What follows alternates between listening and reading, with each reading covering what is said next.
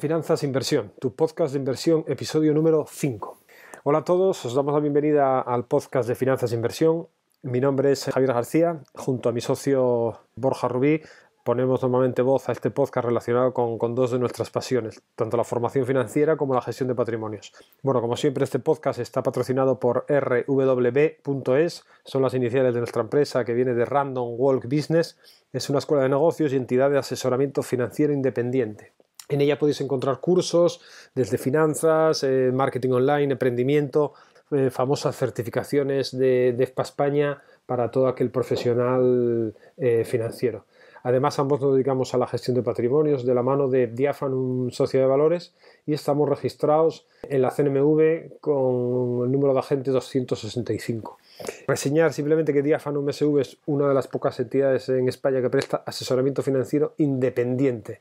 Y recalco esta palabra independiente ya que es una etiqueta que no te puedes poner libremente, sino que te la tiene que otorgar el regulador, ¿no? Bueno, dicho esto, si tuvieras o tienes cualquier duda sobre fondos de inversión, gestión de patrimonios o si más quieres que te demos un vistazo a tu cartera de manera totalmente gratuita y sin compromiso, no dudes en mandarnos un formulario de contacto a la dirección de rwb.es/contacto. Bueno, entrando en materia en el podcast de hoy, ¿de qué vamos a hablar? Hoy vamos a hablar de las burbujas financieras. Creo que a todos nos suena la palabra burbuja de las .com o burbuja inmobiliaria, bastante reciente, sobre todo en nuestro país, ¿no? Se utiliza la palabra burbuja, bueno, porque es bastante gráfica, ¿no? De lo que realmente ocurre a los precios, ya que el denominador común es que dichos precios se van inflando con bastante rapidez y al final explotan, ¿no? Es un símil de lo que haría una burbuja, ¿no?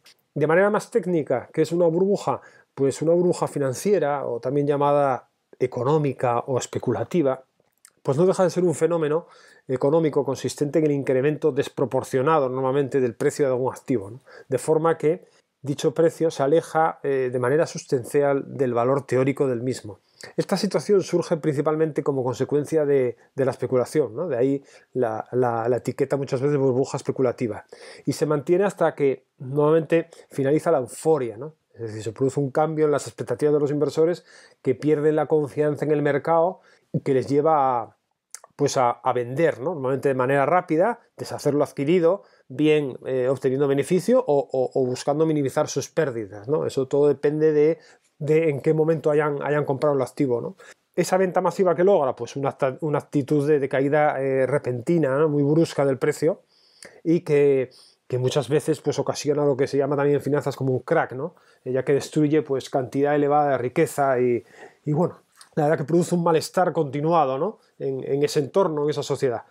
Bueno, el funcionamiento de las burbujas puede resumirse al final de la siguiente forma, ¿no? Se produce un incremento, como hemos comentado, de los precios como consecuencia siempre de la especulación, que lleva a los inversores a adquirir el objeto en cuestión con la intención de venderlo en el futuro a un mayor valor. El precio aumenta hasta tal punto que los inversores siempre esperan que se produzca una fuerte corrección del mismo y siguiendo sus expectativas llega el momento en que la burbuja estalla, ¿no? Trayendo consigo la disminución del precio, ¿no? Reseñar que las burbujas especulativas se alimentan siempre de la creencia del inversor en el eterno crecimiento, ¿no? En la invencibilidad de la economía. Evidentemente eso es un pensamiento irracional, ¿no? Acrecentado por la histeria colectiva que lleva a los individuos a realizar acciones arriesgadas, ¿no? Y que en otra circunstancia un inversor no debería de llevar a cabo, ¿no? Porque siempre en finanzas hablamos de que el inversor es nuevamente racional. En estas burbujas siempre hay un componente irracional en el comportamiento, ¿no? Del inversor. De este modo, bueno, aunque la teoría económica presupone que insisto, que los seres humanos somos racionales, pues el comportamiento en las burbujas, insisto, demuestra una falta de racionalidad al dejarse arrastrar por esa colectividad, ¿no? ¿De qué burbujas me gustaría hablar en el podcast de hoy? Y que, bueno, pues igual están no en un segundo plano, pero bueno, son menos conocidas, ¿no? La primera burbuja de la que me gustaría hablar es de la que llamamos los financieros la tulipomanía. Tulipomanía, también conocida como crisis de los tulipanes. Hay debate al respecto, ¿no? Parece ser que la tulipomanía es la primera burbuja financiera de la historia. Ya os voy a comentar luego que hay una pequeña controversia al respecto, ¿no? Sobre otra burbuja que parece que le discute ser la primera, pero bueno, sí la más conocida y una de las primeras es esta tulipomanía.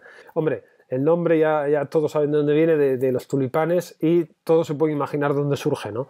Surge en Holanda y concretamente la primera mitad del siglo XVII. Para que os hagáis una idea del tamaño que llegó a adquirir pues, un pequeño bulbo de tulipán.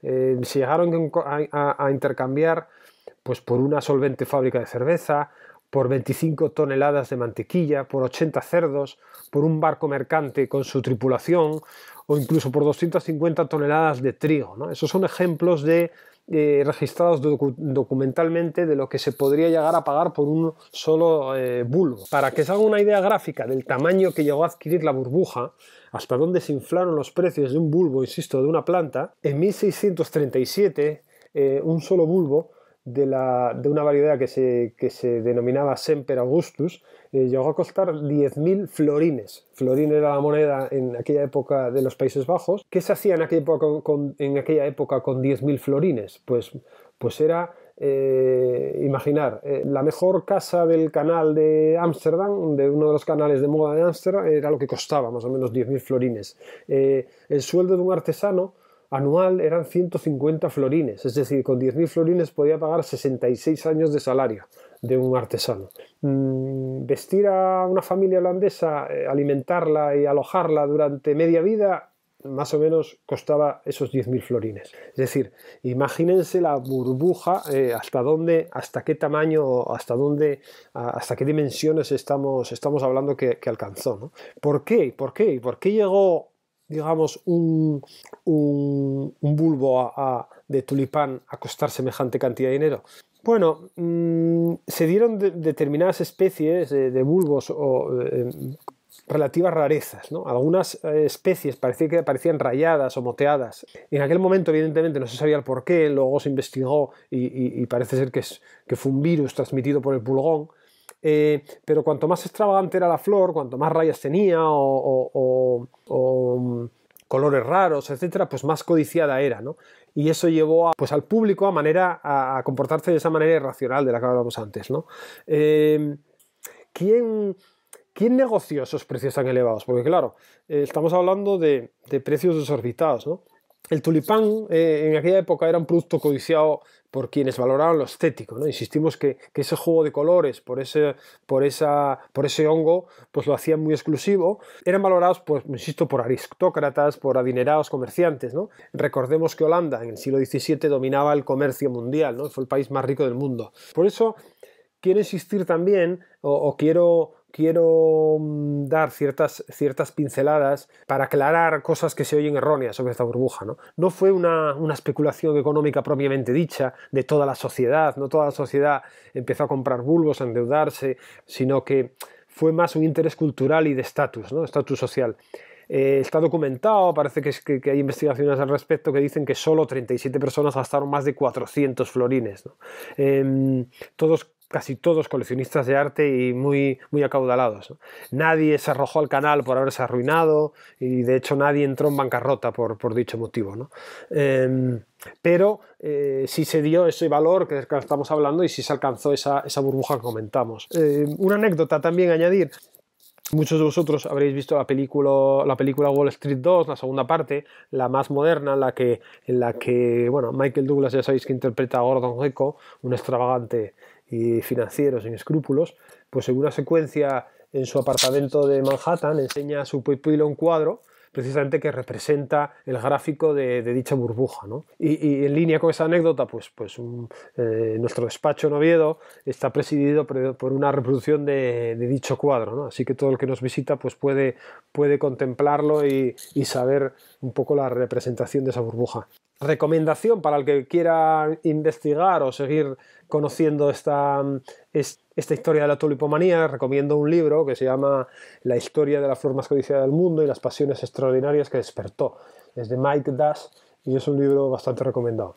Antes os comentaba que hay otra burbuja que se discute se disputa con la tulipomanía, ser la primera o no burbuja de precios de la historia, ¿no? ¿Qué burbuja se trata? Pues es la burbuja de las licencias de oficios. Sí, sí, me han oído bien. Las licencias de oficios en la Castilla de Felipe II, ¿no? En el siglo XV, principios del siglo XV. Se están contrastando, insisto, si desbanca o no a la de los tulipanes como primera, ¿no? ¿En qué consistió esta burbuja de licencias de oficios? Bueno, introducir que en aquella época oficios como alguaciles, escribanos, procuradores, se ejercían gracias a licencias que había que obtener, ¿no?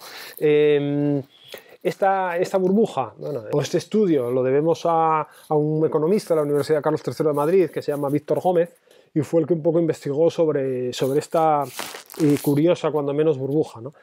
Parece ser que en 1616 Francisco de Araoz compró la licencia para ejercer el oficio de alguacil mayor de Sevilla por la friolera de 81.000 ducados, ¿no? Para que se hagan la dimensión de lo que significa esos 81.000 ducados, una dehesa andaluza pues costaba en la época unos 4.000 ducados. Cuidar a 2 niños anualmente costaba aproximadamente 5 ducados. Además, ese cargo tenía una remuneración mensual nada más de 9 ducados. Es decir, habría que haberla desempeñado 730 años para rentabilizar esos 81.000 ducados, ¿no? Para que vean la dimensión de precio, la dimensión de esa burbuja. ¿Qué caldo de cultivo alimenta esa burbuja? Porque estamos hablando de que todas las burbujas tienen unas características comunes, ¿no?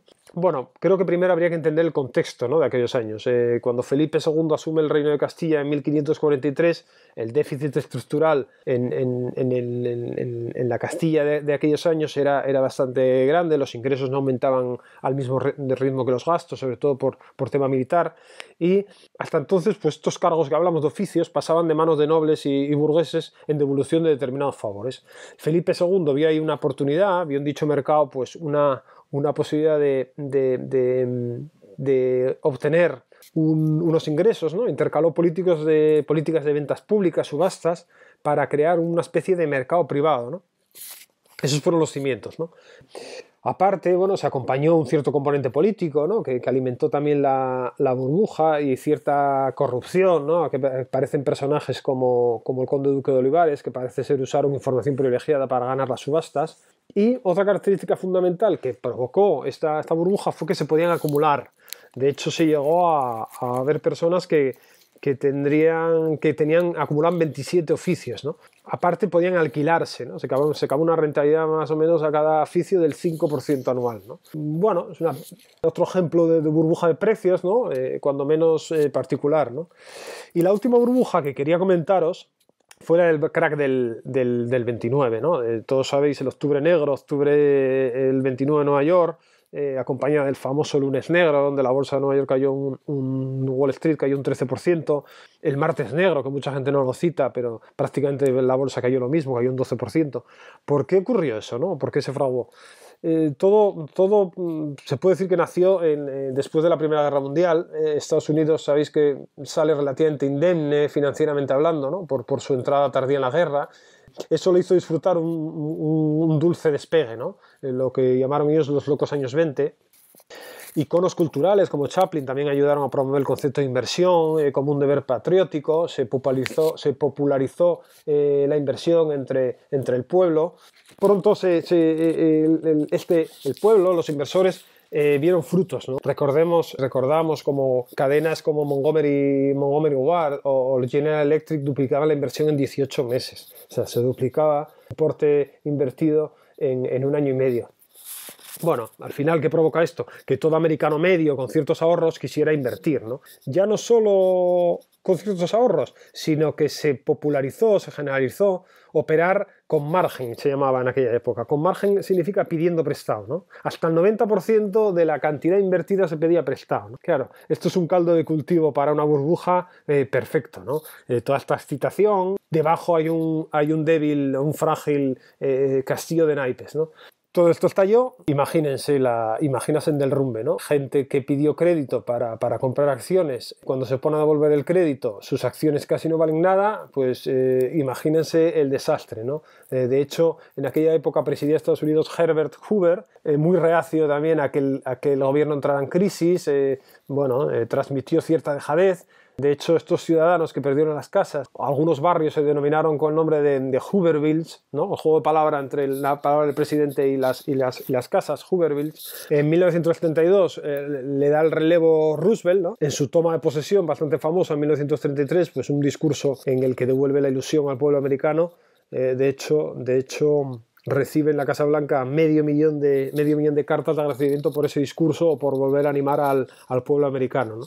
Luego se lleva a cabo la Gran Depresión, bueno, no viene a cuento entrar en la historia, ¿no? Pero otra vez el mismo caldo de cultivo, otra burbuja, ¿no?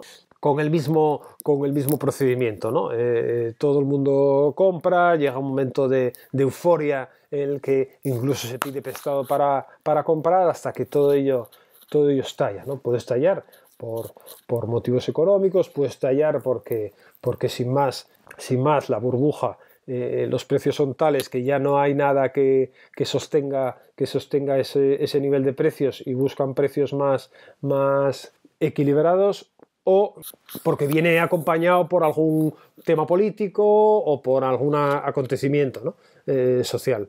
Esperemos que os haya gustado el podcast. Burbujas hay muchas. Yo me he quedado con las que más me han marcado, las que más me han gustado, ¿no? Nos han gustado personalmente.